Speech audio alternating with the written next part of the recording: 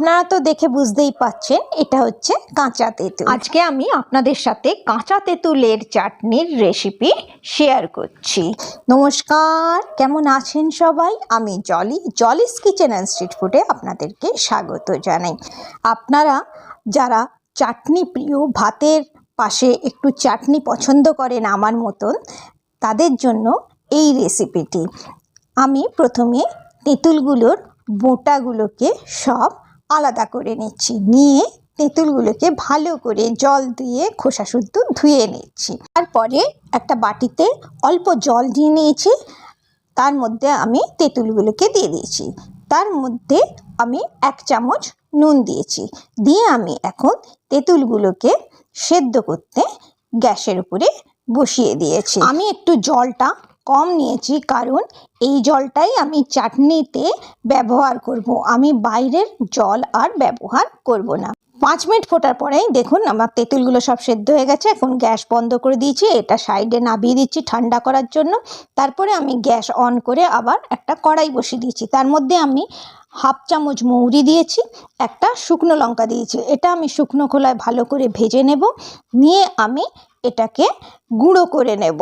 এদিকে আমার তেঁতুলগুলো ঠান্ডা হয়ে গেছে, আমি এখন তেঁতুলগুলো খোসা ছাড়িয়ে নিচ্ছি। অনেকে খোসা শুদ্ধও চাটনি রান্না করেন, কিন্তু এই তেঁতুলগুলোর খোসাগুলো খুবই মোটা আর একটু শক্ত, সেই জন্য এইগুলো দিয়ে চাটনি করলে খেতে ভালো লাগবে না। এখন কাঁচা তেঁতুল বাজারে অনেক পাওয়া যাচ্ছে, এরপরে তো তেঁতুল পেকে যাবে। একবার এই কাঁচা তেঁতুলের চাটনি বানিয়ে খেয়ে দেখুন, খেতে খুব সুস্বাদু হয়, মুখে একদম লেগে থাকবে। তারপরে দেখুন আমি কাঁচা তেঁতুলের পাল্পগুলো থেকে চটকে চটকে বিচিগুলো সব বার করে নিচ্ছি। তারপরে তেঁতুলের খোসাগুলোকেও আমি চটকে চটকে তার মধ্যে থেকে তেঁতুলের কাইগুলোকে বার করে নিচ্ছি। এরকমভাবে আমি সব তেঁতুলের কাই বার করে নিয়েছি। দেখুন আমার এতখানি তেঁতুলের কাই হয়েছে। এরপরে আমি গ্যাসের উপরে কড়াই চাপিয়ে দিয়েছি, তারপরে আমি 2 চামচ সর্ষের তেল নিয়েছি। সর্ষের তেলটাকে হাই ফ্লেমে খুব ভালো করে ধোঁয়া ওঠা অবধি গরম করে নিয়েছি। তারপরে আমি গ্যাস অফ করে দিয়েছি। একটু ঠান্ডা করে নেবার পরে আমি ফের গ্যাস অন করেছি। এরকম করলে কি হবে, সর্ষের তেলের যে একটা গন্ধ বা ঝাঁঝ থাকে সেটা চলে যাবে। এরপরে আমি তেলের মধ্যে 1/2 চামচ কালো সর্ষে দিয়েছি আর অর্ধেক শুকনো লঙ্কা দিয়েছি। দেবার পরে একটু নেড়ে নিয়েছি। যখন খুব সুন্দর একটা গন্ধ ছাড়ছে, তখন আমি এর মধ্যে তেঁতুলের কাইগুলো দিয়ে দিচ্ছি।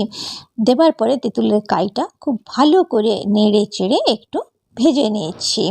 ভেজে নেবার পরে আমি এই কাইয়ের মধ্যে তেঁতুলের সেদ্ধ করা জলটা দিয়ে দিচ্ছি। দেবার পরে সব একসাথে খুব ভালোভাবে মিশিয়ে নিচ্ছি। আমি কিন্তু এখানে বাইরে কোনো জল ব্যবহার করছি না। তারপরে যখন ভালো করে ফুটে উঠেছে, তখন আমি এর মধ্যে চিনি দিয়ে দিচ্ছি। চিনিটা আপনি তেঁতুলটাকে টেস্ট করার পরেই দেবেন। কোনো তেঁতুল একটু বেশি টক হয়, কোনো তেঁতুল একটু কম টক হয়, আপনারা সেই বুঝে চিনি দেবেন। আর এই রান্নাটা খুব সহজ রান্না, যারা রান্না করতে জানেন না, এদিকে চাটনি খেতে ভালোবাসেন, তারাও এই রান্নাটা করতে পারেন। তারপরে আমি এখানে 1/2 চামচ কালো নুন দিয়ে দিচ্ছি। আজকের রেসিপিটি যদি আপনাদের ভালো লেগে থাকে, তাহলে নিশ্চয়ই আমার চ্যানেলটিকে সাবস্ক্রাইব করবেন, বন্ধুদের সাথে শেয়ার করবেন আর একটি লাইক নিশ্চয়ই করবেন। এদিকে দেখুন আমার চাটনিটা ঘন হয়ে এসছে, ফুটে ফুটে অনেকটা কমেও গেছে। এই সময় আমি চাটনির উপরে ভাজা মশলার গুঁড়োটা ছড়িয়ে দিচ্ছি। হয়ে গেল আমার তেঁতুলের চাটনি। আপনারা নিশ্চয়ই একবার ঘরে বানাবেন, বানিয়ে আমাকে কমেন্ট করে জানাবেন।